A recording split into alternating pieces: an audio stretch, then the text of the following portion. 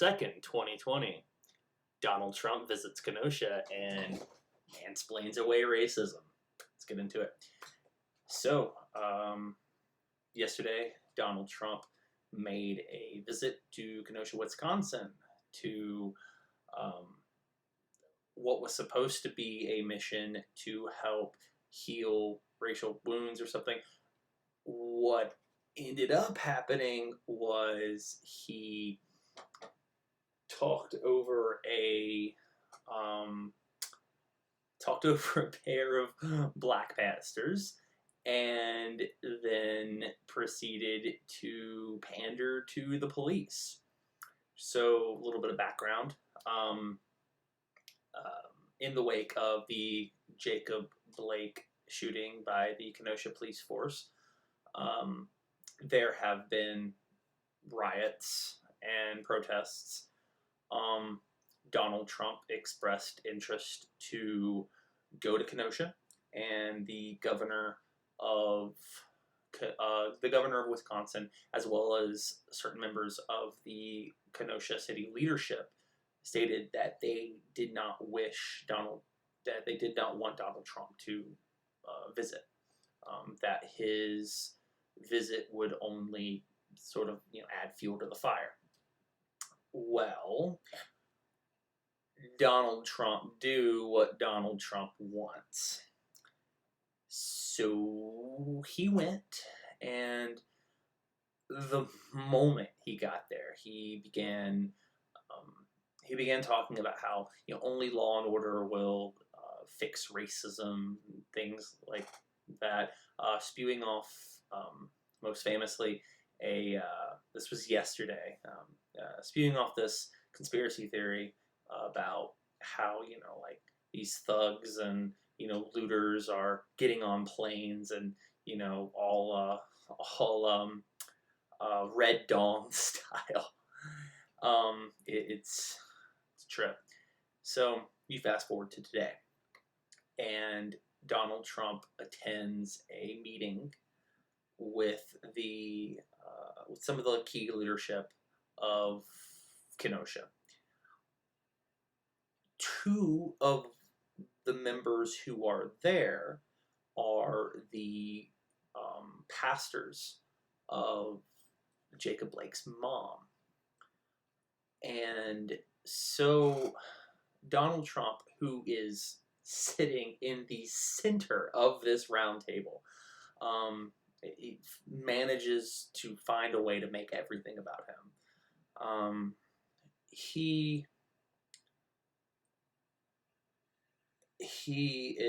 sitting there, and a member of the press asks the pastors, "Hey, what do you think? What are your thoughts on systemic racism? Do you think that's a problem? Do you think that it's a factor in police brutality?" Before they could get their first words out, either one of them, President Trump cuts them off and begins mansplaining that no, there's no systemic racism. Systemic racism isn't a thing. Yeah, there are a couple of bad apples, but that's just the bad apples. And then goes on to double down on his choking rhetoric from a few days ago. If you're not familiar, essentially Donald Trump compared police officers resorting to using their firearms far before they should, or completely out of the situational need to do so, to missing a golf putt and choking. It was so bad that Laura Ingraham actually had to call him out, which, if Laura Ingraham calls you out, it's impressive. So he doubles down on that. The reporter then stops to clarify that the question wasn't aimed at President Trump. It was aimed at the pastors, to which Donald Trump decides that that is the perfect opportunity to triple down and proceeds to talk about how, he's met a lot of the police officers, and those police officers endorse him, so they're obviously good.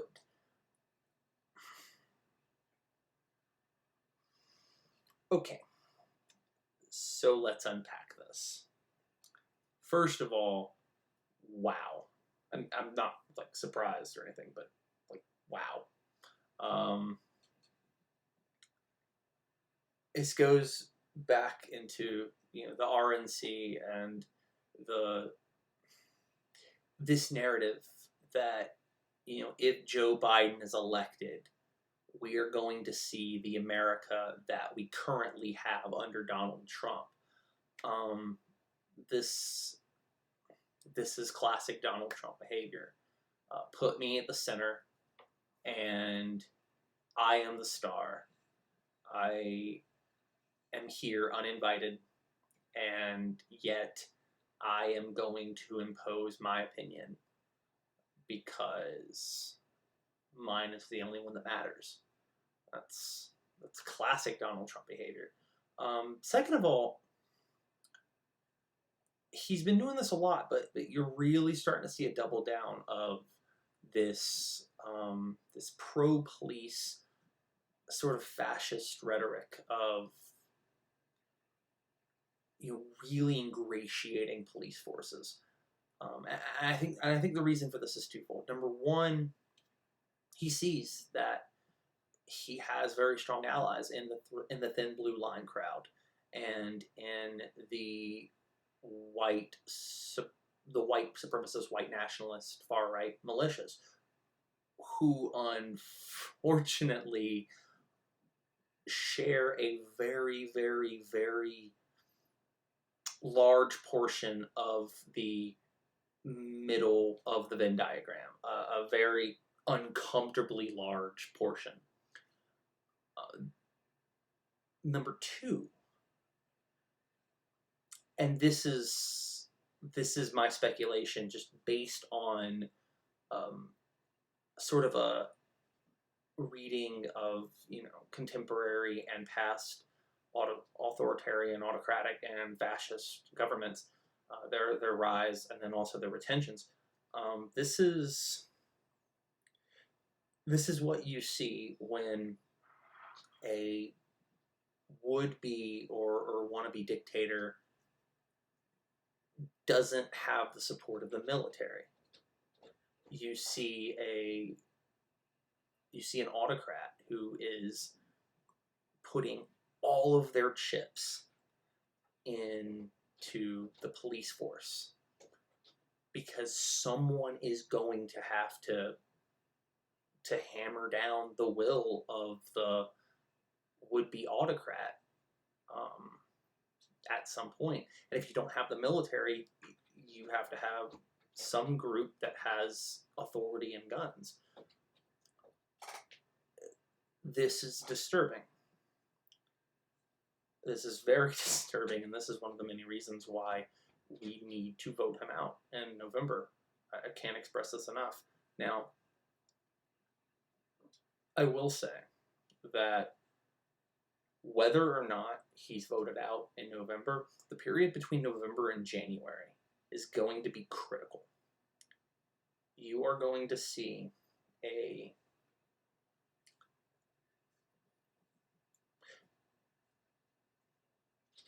you're going to see either a Donald Trump who is taking an autocratic victory lap, or you're going to see a Donald Trump that is taking an autocratic temper tantrum. Give me just one.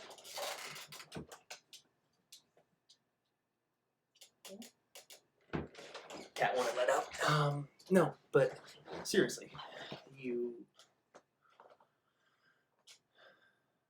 the Donald Trump that we are seeing is a Donald Trump that knows that he does not have the support of the military, and that knows that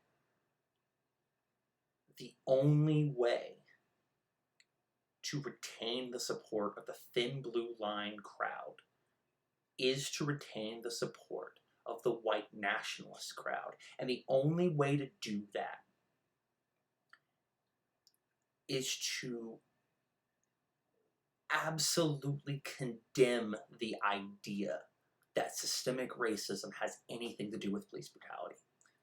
Because if he does the opposite of that, if he acknowledges systemic racism as a key factor in police brutality, what that means is he is sharing the message of the Black Lives Matter movement. And if he does that, well, that's the antithesis of what the white nationalists, the all lives matter, the white lives matter, the thin blue line crowd thinks. And he needs them. That's his base. You are seeing a Donald Trump who is, once again, this is no different than Charlottesville. This is him pandering to Confederates and to Nazis. Make no mistake. So in November, we have to vote this guy out. This is just one more glaring reason. That said, this one's pretty short. Everybody just be safe, stay safe, and not just with COVID, but stay safe with your interactions with people. The people who are backing those groups that are against what America should be, they are more and more emboldened, and you're seeing this. Be safe. Be careful. If you're going to the protests, just be safe. Look out for each other. Yeah. And yeah.